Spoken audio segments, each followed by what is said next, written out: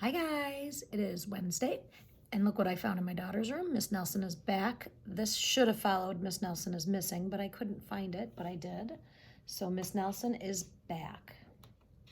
I love the Miss Nelson series, and the sun is shining today. It should be a good day. Hopefully you'll get outside. One Friday, Miss Nelson told her class that she was going to have her tonsils out. Tonsils are in your throat, and sometimes when they get infected, the doctor just has to take them out. So not uncommon, but that's what tonsils are. I'll be away next week, she said, and I expect you to behave. Yes, Miss Nelson, said the kids in room 207.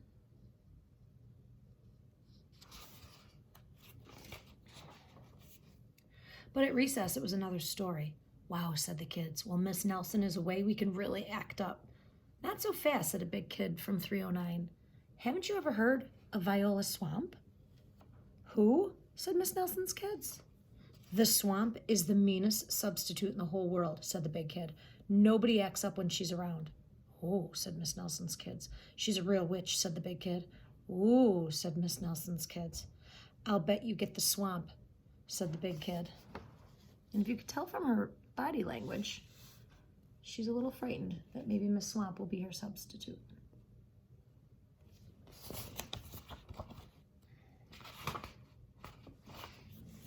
On Monday morning, Miss Nelson's kids were all in their seats. They were very nervous. Some of them had not slept well all weekend. If we get the swamp, I'll just die, said one of the kids. They heard footsteps in the hall. Slowly, the knob turned, and the door opened.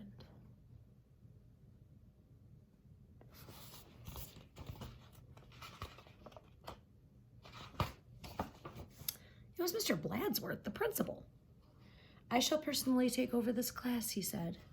Miss Nelson's kids were so relieved, but they soon learned that Mr. Bladsworth was not a lot of fun.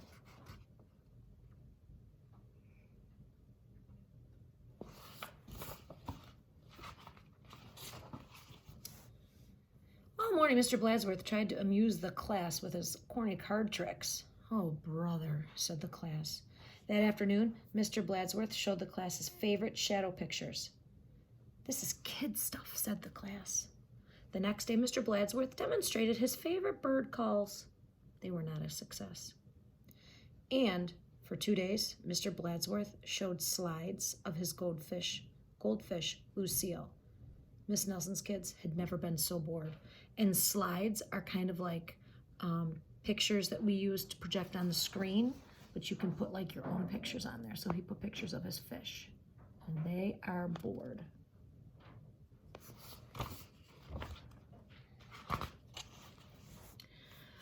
While dusting erasers in the schoolyard, 3 of the ringleaders of 207 discussed the situation. Something will have to be done, they said. We must get rid of Bladsworth. And they hatched a plot. And a plot is like a plan. They're coming up with a plan to get rid of Mr. Bladsworth. After school, they painted and sewed and borrowed some old clothes. And they practiced some very difficult stunt work in the backyard. Stunt work. See, they're standing on each other's shoulders, and they're trying to walk. I wonder why they would be standing on each other's shoulders like that, or sitting on the shoulders. I wonder what they're up to. The next day, they weren't in class. Oh, that's too bad, said Mr. Bladsworth. They'll miss all the excitement. Mr. Bladsworth was about to show the class his collection of pens from all over the world when somebody came to the door.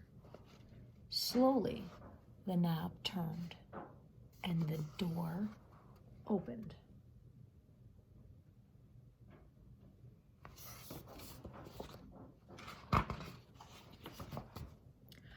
Oh, look, said the class. Miss Nelson is back.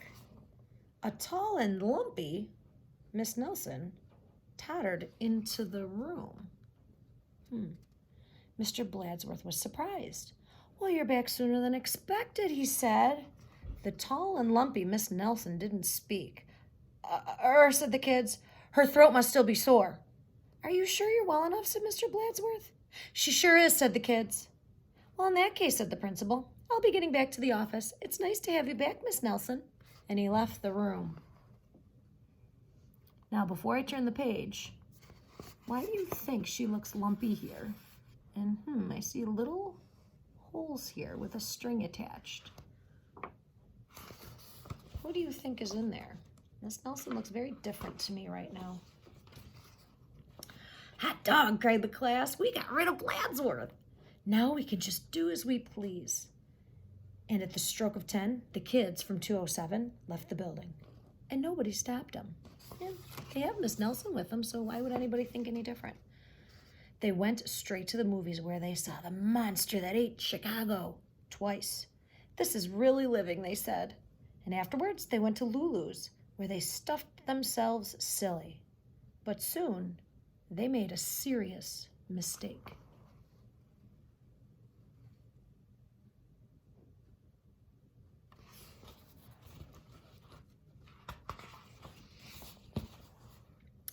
Heading back to school, they passed Miss Nelson's house. And if you can see, she's laying in bed trying to recover from having her throat surgery.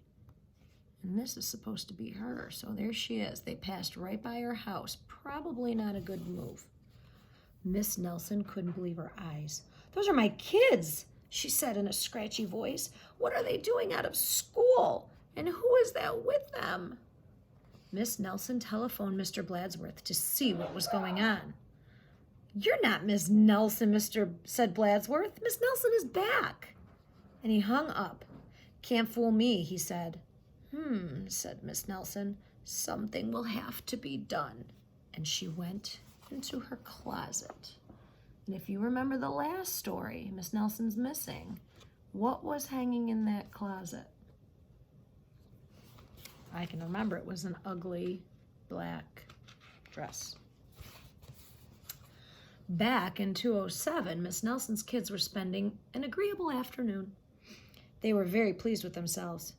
"We should do this more often," they said, and they did not notice the figure out in the hallway.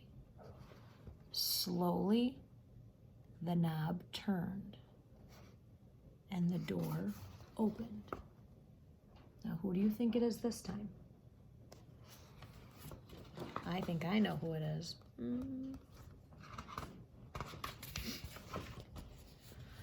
"My name is Viola Swamp," said the lady in the scratchy voice. "Yikes," cried the kids. "It's the Swamp." "That's right," said Miss Swamp, "and I'm here to whip this class into shape. Get back to those desks on the double." The kids did as they were told. The big kid from 307 was certainly right. Miss Swamp is a real witch.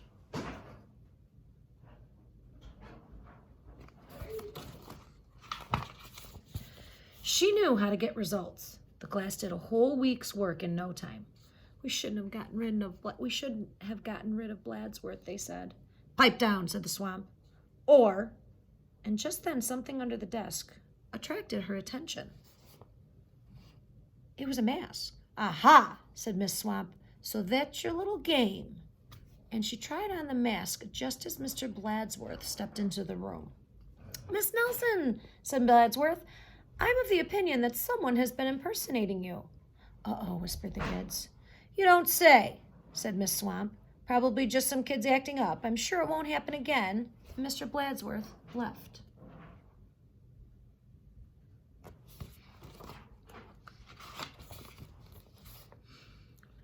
"And it won't, will it?" said Miss Swamp to the class. "Because the Swamp will be watching." A minute later, Miss Nelson appeared. "I'm back," she said.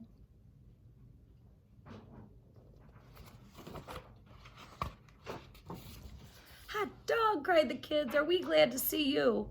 Didn't you have fun with Mr. Bladsworth?" asked Miss Nelson. Said the kids. They decided not to mention Miss Viola Swamp, but they wondered why Miss Nelson hadn't seen her in the hallway. So here's the tricky one about this story. So Miss Nelson put on the black dress, and she was pretending to be Miss Swamp just to get the kids back in shape. So again, be nice to your teacher because you never know who your substitute will be. All right, I'll see you guys soon, and I'll post some more questions for your parents. Bye. Have a good day. Miss you guys.